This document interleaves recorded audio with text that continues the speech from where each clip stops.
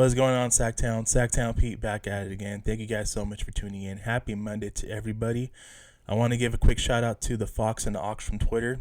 I really do appreciate your support and love, man. It means a lot to me. Thank you so much.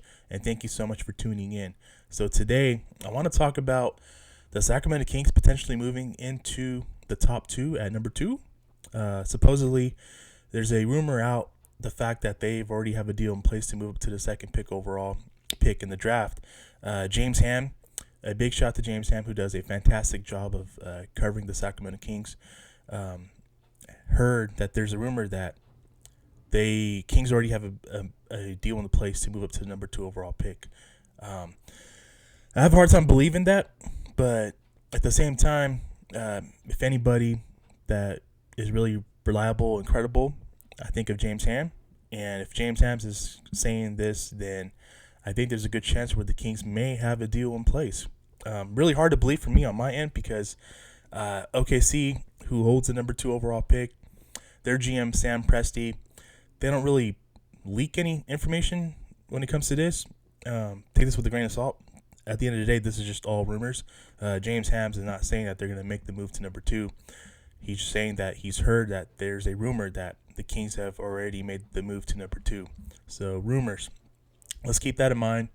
Who are they aiming at number two? If it is true, that is the greater question. Chet Holmgren seems like he's a clear-cut number one pick. So I think that he's not locked at number one. Jabari Smith, who actually was reported, he actually was in Sacramento a couple of days ago, and he potentially could be the number two overall pick. And he's a great basketball player, had a great year at Auburn in college, and the Kings worked him out. He was in Sacramento, and I think he posted a story on his social media that he's was actually at the Sacramento International Airport, and pretty much believed that he's in Sac working out for the Sacramento Kings, and the Kings are taking a look at him. So let me say this. The last three videos I've done, gathered some analytics and data. The clear pick for the Sacramento Kings fans, the popular pick is Purdue guard Jaden Ivey. So Jaden Ivey, if the first three are off the board, he's available at number 4. It's a no-brainer. He should be the pick. You always take best player available. But let me say this. What if Ivey's stock continues to climb and he may be in the top 3, top 2, and the Kings are probably have a deal in place to go number 2, to draft him to number 2? How would you guys feel about Jaden Ivey being picked at number 2 if the Kings have a deal in place to get him at number 2? Something to think about. I'm not saying it's going to happen because there's always a good chance where Chet Holmgren, Jabari Smith, Paulo from Duke are the first 3 picks, and then Ivy is available free at 4. So if you stay at 4, there's a good chance that you could take Ivy at 4. But also, it just really depends on what the teams that had the Sacramento Kings do. The Magic, OKC, the Houston Rockets. So it should be interesting, man. It really should be interesting. Orlando Magic, if I'm guessing, I'm going to say Chet Holmgren just because he's too good of a talent to pass up, and I feel like he is worthy of the number 1 pick. That could change, obviously, if Jabari Smith goes there for a workout. I'm pretty sure he will, and they see that Jabari Smith could be the better option for them, number 1. And then that leads to OKC. You have so many potential guards on that team. Josh Giddey has a potential to be really good. He had a solid rookie year. You have SGJ, Shai Gilgeous-Alexander, who's really a legit stud. And then you take another guard in Jaden Ivey because from the OKC side, the report's been that they really like Jaden Ivey as well. So that's going to be really interesting. And then the Rockets, you have Aprian Sungun, you have Jalen Green, who had a stud rookie year, and you have Christian Woods. Do you take Paulo, to be your forward, or do you pair Jaden Ivey with Jalen Green in the backcourt, which could be a deadly 1-2 punch in the NBA? So it's gonna be really interesting to see what the Rockets do there. And as for the Kings, man, listen. All these rumors aside, the Sacramento Kings should be taking the best player available in the draft on the board by the time they pick. Whether it's number 2, if they have the deal in place to move to number 2, or if they stay put at number 4. A team that's in the midst of a 16-year playoff drought, you shouldn't be drafting for fit and need. You should definitely take the best player available.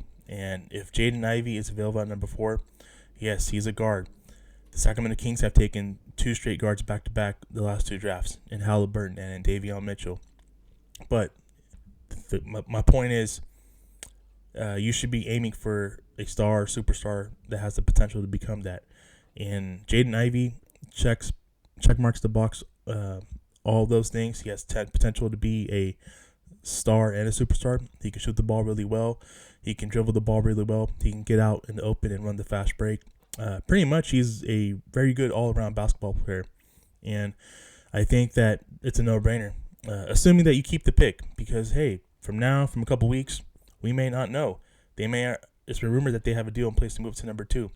Another rumor might come, in the coming days or coming weeks, that the fact that they are looking to not make this pick for themselves, they might move this pick and trade it for a proven player, more assets. So the rumor mill is going to be crazy the next couple of weeks, guys. My advice is to hang in there. But this rumor about them having a deal in place to move up to number 2 overall pick in the draft, I want to believe it, but at the same time, I'm taking it with a grain of salt, because when it comes to the rumor mill, when it comes to the Kings in particular, all options should be considered.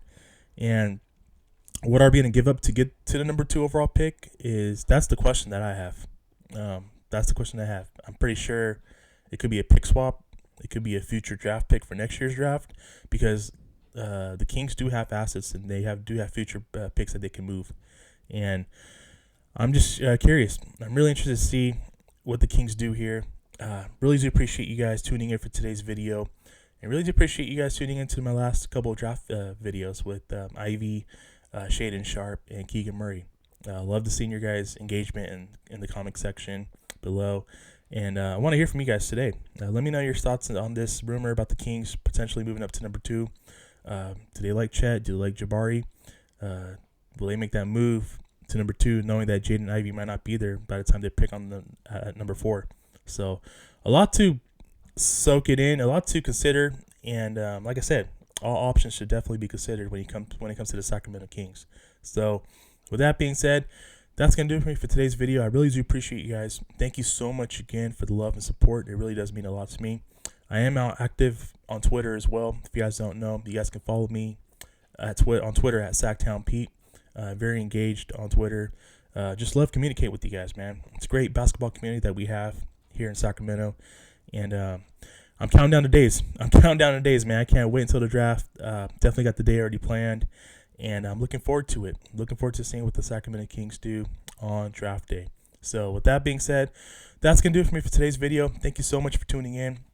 You guys take care. God bless. Keep pushing forward. Have a great rest of your Memorial Day. And I will catch you guys in the next video. Peace.